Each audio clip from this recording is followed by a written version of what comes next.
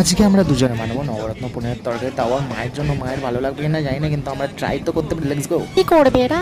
ওকে আমি কেটে নিলাম। ওইদিকে ও করছে একটা বাটিতে টক দই এবং ফ্রেশ ক্রিম এবং একটু হালকা হালকা সল্ট এবং গুঁড়ো গরম মশলা, দুই ধরনের, একটা কালার একটা টেস্ট, সব কিছু থেকে মিক্স করে নিল। এবং আমার এদিকে পনির কাটা হয়ে গেছে, আমি পনিরগুলোকে ওর মধ্যে দিয়ে দিলাম এবং ওর সাথে মানে মিক্স করে নিল। তারপরে ওটাকে 5 মিনিটের জন্য আমি বললাম ঢাকা দিয়ে দিতে, ও ঢাকা দিয়ে দিল। তবে ঢাকা দেওয়ার পর আমাদের এদিকে ও রেডি করলো একটুখানি মশলা। আমি ওটা পারি না, ও একটু মশলাটাকে ফ্রাই করে নিল, এটাকে আমরা পেস্ট করে নেবো। তারপরে আমাকে বললো একটুখানি সবজি কাটতে, ক্যাপসিকাম, গাজর, বিনস। তারপরে ওগুলো করে আমি কেটে নিলাম। কেটে নিয়ে আমি ধুয়ে একটা সাইডে রাখলাম। আমি এসে দেখি কি ও তল বসিয়ে দিয়েছে, মানে তেল, মানে তেল।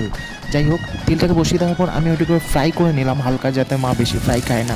ওইদিকে আমি আবার পনিরগুলোকে ফ্রাই করে নিলাম, তার সাথে ওর আবার তেল চিত্রানোর অসুবিধা আছে, তাই আমি ওদিকে ফ্রাই করার পর ও তারপরে টমেটো পেস্ট সব কিছু দিয়ে দিল এবং একটুখানি কাজু বাটা কী আছে, কড়াইশুঁটি, যখন কিছু দিয়ে জল দিয়ে সবজিগুলোকে দিয়ে হালকা একটু কষিয়ে নিল। এদিকে গরম জলটা আমি ঢেলে দিলাম, তারপরে পনিরগুলোকে দিয়ে, ক্যাপসিকামগুলোকে দিয়ে, চিনি, সল্ট এবং হালকা একটু আবার গুঁড়ো গরম মশলা এবং লঙ্কার গুঁড়ো দিয়ে, ফ্রেশ ক্রিম দিয়ে আমাদের দুজনের কষ্টের ফলে হয়ে গেল একটা নবরত্ন তরকারি। তো আমাকে বললো ময়দা মাখতে, আমি আমার ময়দাটাকে ভালো করে মেখে দিলাম।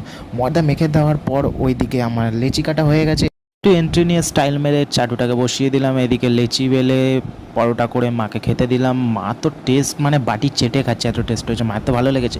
তোমাদের ভিডিওটা কেমন লেগেছে? তোমাদের ভিডিওটা ভালো লেগে থাকলে ভিডিওটা একটা লাইক করে কমেন্টে ইয়েস লিখো, তাহলে তো আমি বুঝবো ভিডিওটা তোমাদের ভালো লেগেছে। আর নতুন এসে থাকলে অবশ্যই সাবস্ক্রাইব করো, আরও ইন্টারেস্টিং ভিডিও আছে তোমাদের জন্য। ততক্ষণে টাটা, সবাই ভালো থেকো, রাধে রাধে।